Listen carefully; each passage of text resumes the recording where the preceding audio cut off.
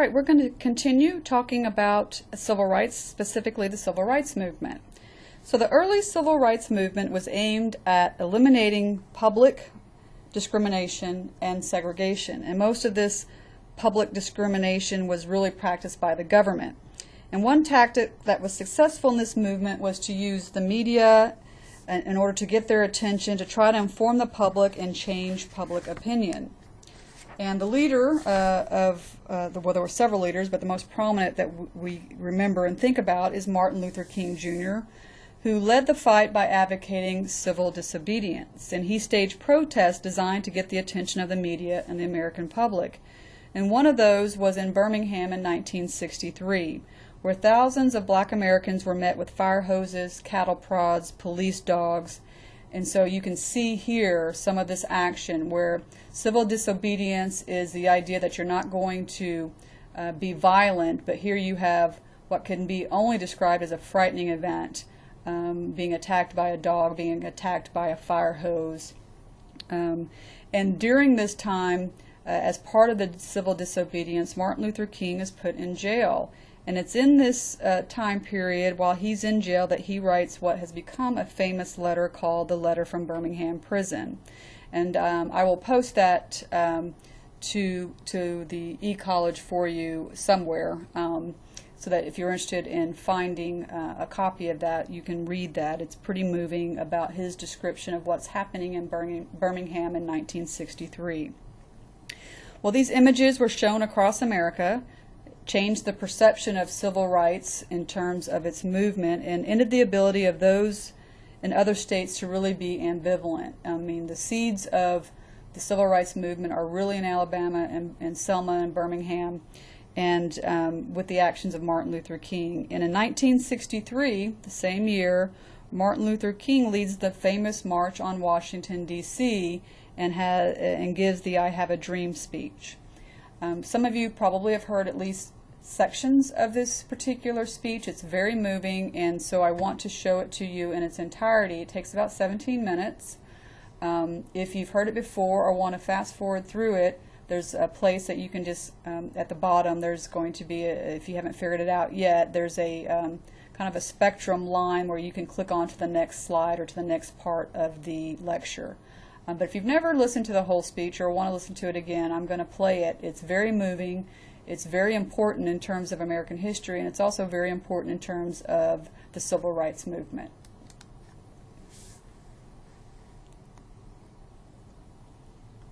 So it'll take a minute for it to come up.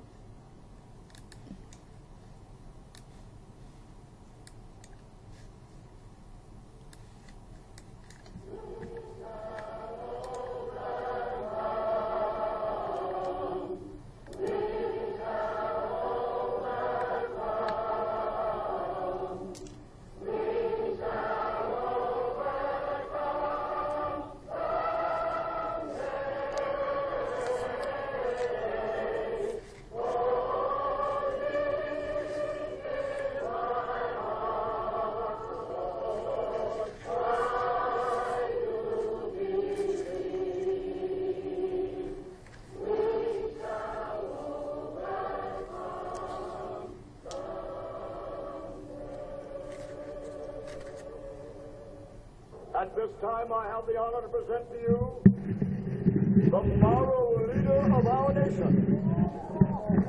I have the pleasure to present to you Dr. Martin Luther King, Jr.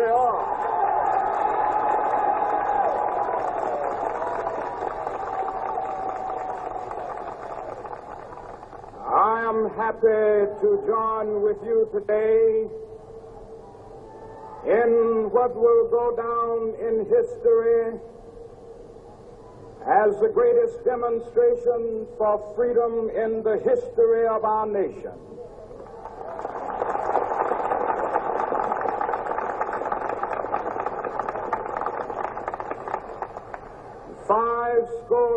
Years ago, a great American in whose symbolic shadow we stand today signed the Emancipation Proclamation. This momentous decree came as a great beacon light of hope to millions of Negro slaves who had been seared in the flames of withering injustice. It came as a joyous daybreak to end the long night of their captivity. But 100 years later, the Negro still is not free. 100 years later, the life of the Negro is still sadly crippled by the manacles of segregation and the chains of discrimination. 100 years later, the Negro lives on a lonely island of poverty in the midst of a vast ocean of material prosperity. 100 years later, the Negro is still languished in the corners of American society and finds himself in exile in his own land. And so we've come here today to dramatize the shameful condition.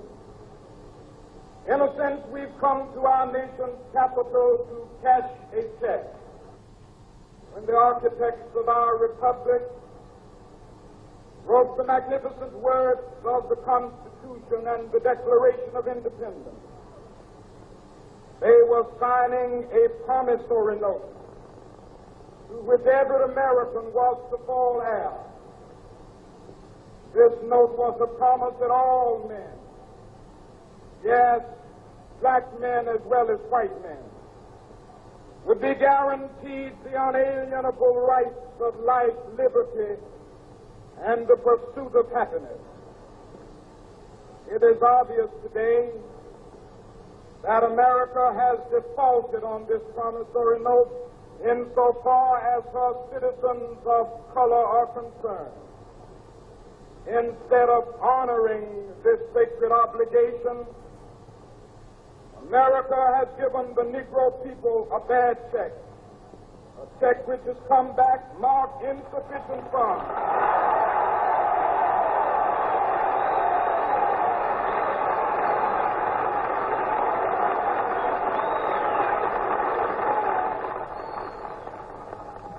But we refuse to believe that the Bank of Justice is bankrupt. We refuse to believe that there are insufficient funds in the great vaults of opportunity of this nation. So we've come to cash this check, a check that will give us upon demand the riches of freedom and the security of justice.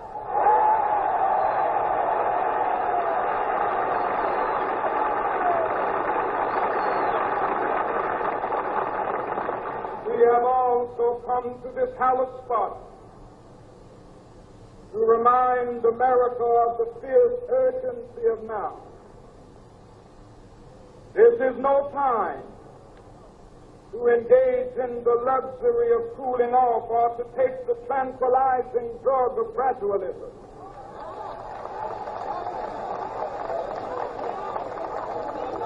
Now is the time to make real the promises of democracy. Now is the time to rise from the dark and desolate valley of segregation to the sunlit path of racial justice. Now is the time to lift our nation from the quicksands of racial injustice to the solid rock of brotherhood. Now is the time to make justice a reality for all of God's children. It would be fatal for the nation to overlook the urgency of the moment.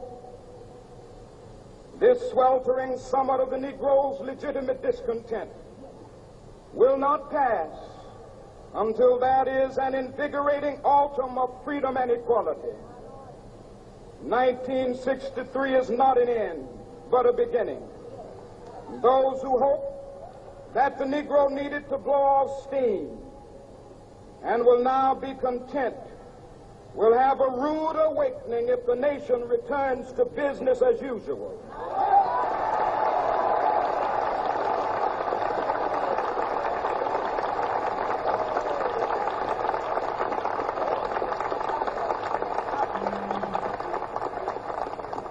There will be neither rest nor tranquility in America until the Negro is granted his citizenship rights. The whirlwinds of revolt will continue to shake the foundations of our nation until the bright day of justice emerges. But that is something that I must say to my people who stand on the warm threshold which leads into the palace of justice. In the process of gaining our rightful place, we must not be guilty of wrongful deeds. Let us not seek to satisfy our thirst for freedom by drinking from the cup of bitterness and hatred.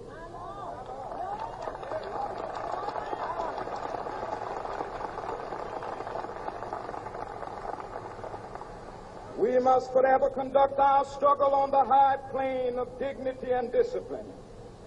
We must not allow our creative protests to degenerate into physical violence. Again and again, we must rise to the majestic heights of meeting physical force with soul force. The marvelous new militancy which has engulfed the Negro community must not lead us to a distrust of all white people. For many of our white brothers, as evidenced by their presence here today, have come to realize that their destiny is tied up with our destiny.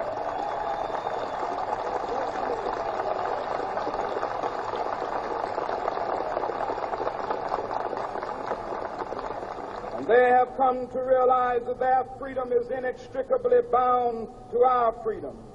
We cannot walk alone. And as we walk, we must make the pledge that we shall always march ahead. We cannot turn back. There are those who are asking the devotees of civil rights, when will you be satisfied? We can never be satisfied as long as the Negro is the victim of the unspeakable horrors of police brutality. We can never be satisfied as long as our body is heavy with the fatigue of travel, cannot gain lodging in the motels of the highways and the hotels of the cities.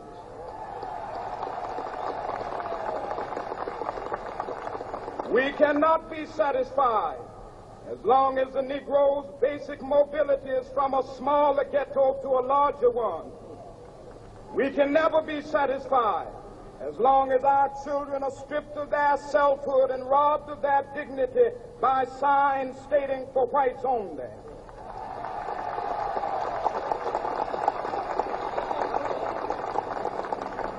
We cannot be satisfied as long as a Negro in Mississippi cannot vote and a Negro in New York believes he has nothing for which to vote.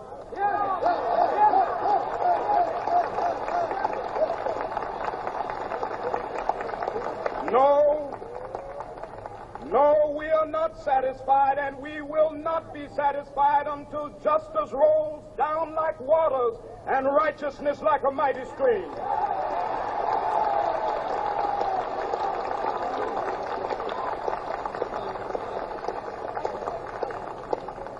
I am not unmindful that some of you have come here out of great trials and tribulations. Some of you have come fresh from narrow jail cells.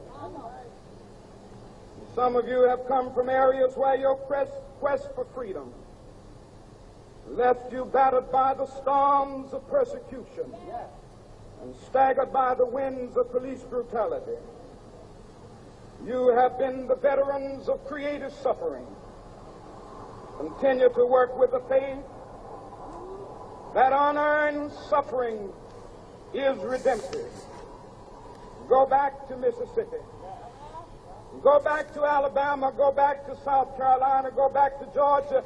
Go back to Louisiana. Go back to the slums and ghettos of our northern cities, knowing that somehow this situation can and will be changed. Let us not wallow in the valley of despair. I say to you today, my friend,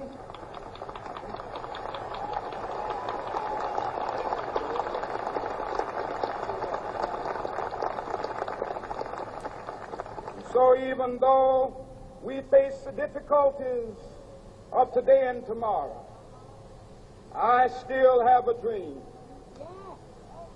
It is a dream deeply rooted in the American dream.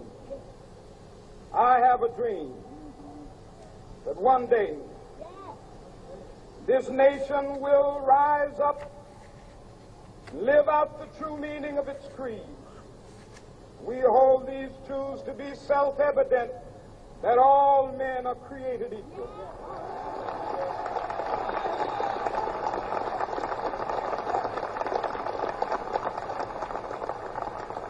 I have a dream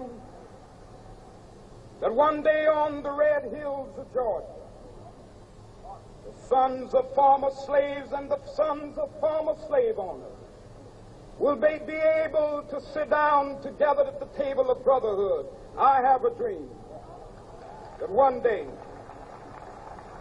even the state of Mississippi, a state sweltering with the heat of injustice, sweltering with the heat of oppression, will be transformed into an oasis of freedom and justice. I have a dream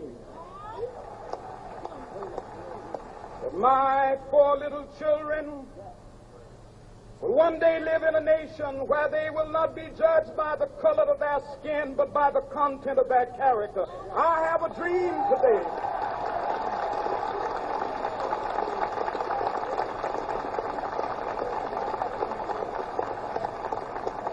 I have a dream that one day down in Alabama, with its vicious racists, with its governor having his lips dripping with the words of interposition and nullification, one day right there in Alabama, little black boys and black girls will be able to join hands with little white boys and white girls as sisters and brothers. I have a dream today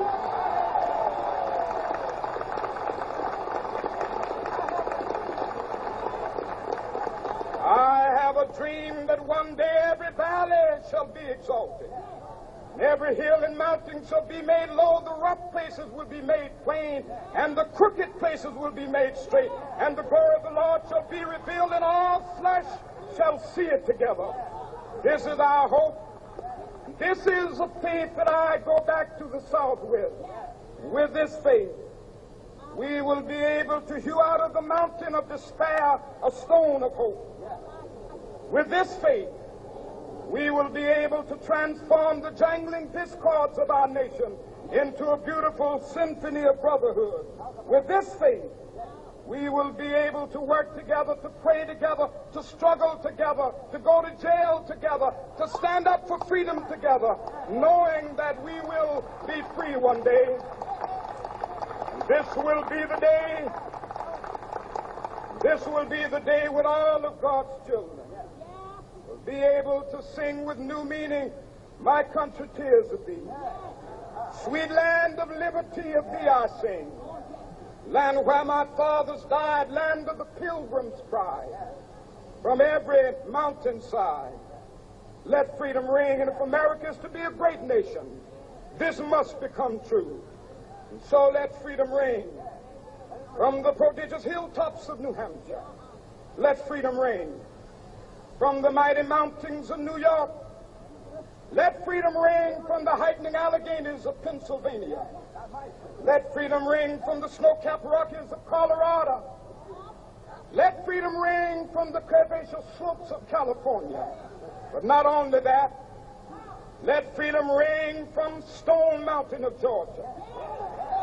Let freedom ring from Lookout Mountain of Tennessee. Let freedom ring from every hill and molehill of Mississippi, from every mountainside. Let freedom ring, and when this happens, when we allow freedom ring, when we let it ring from every village and every hamlet, from every state and every city, we will be able to speed up that day when all of God's children, black men and white men, Jews and Gentiles, Protestants and Catholics, will be able to join hands and sing in the words of the old Negro spiritual, free at last, free at last. Thank God Almighty, we are free at last.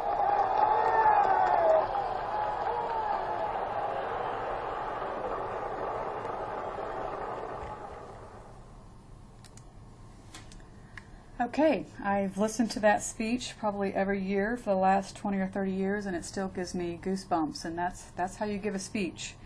But notice that the way he uses the language and the way he's repetitive in some of the things that really bring that speech alive, how he talks about, in the beginning he uses 100 years later, he uses the phrase, we cannot walk alone. He talks about, I have a dream. So there's different ways that he always kind of talks about and repeats phrases in order to make his point. And this is really the kickoff of this civil rights movement. And very soon after that, after the events in Birmingham and then the Civil Rights March in 1963, you start to have legislation passed at the federal level. And so one of these most important acts right after this particular speech the next year is the Civil Rights Act of 1964. And there's obviously a lot of parts to this act, but these are the three areas that I want you to focus on. Title II of the Civil Rights Act of 1964 forbids discrimination in any facility serving the public. So any type of public accommodations, so motels, restaurants, theaters, public schools. And this idea of public schools in the Civil Rights Act of 1964 just really reiterates what the Supreme Court ruled in the Brown case in 1954. Title VI forbids discrimination by federal agencies and departments, as well as any of the programs and activities that are receiving federal support. So any program that's receiving federal money has to ensure that there's no discrimination. And then Title VII prohibits discrimination in both the private and public sphere based upon race, color, or gender by employees and or labor unions with companies that have more than 15 employees. So those are the three main areas of the civil rights of 1964 that I want you to focus on. Discrimination is outlawed in public accommodations, in federal agencies and departments, as well as discrimination in terms of employment. So you might want to add employment right here. Okay. This is a photo from the 1970s.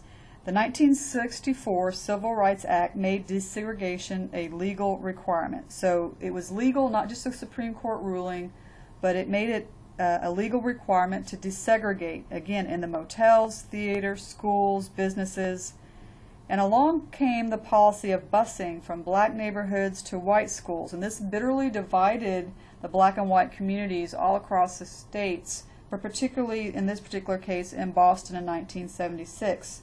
A mob of white protesters who were protesting the busing ruling impaled an innocent bystander, this black gentleman who was a lawyer on his way to the office.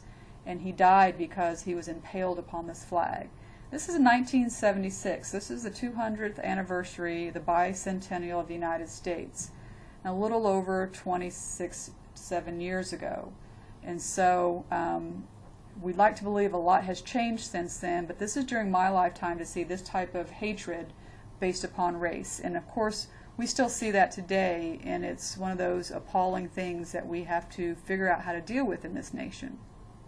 All right, moving beyond the Civil Rights Act of 1964, we have the Voting Rights Act of 1965. This is inverted. This should say Voting Rights Act of 1965.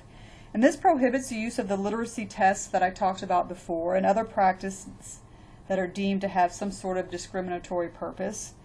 It also provided for federal marshals in southern states to assure that local elections permitted all citizens to register and vote. So in southern states, during election times, federal marshals were assigned to different areas to ensure equality in voting. Again, that prohibited literacy tests and provided for the federal marshals.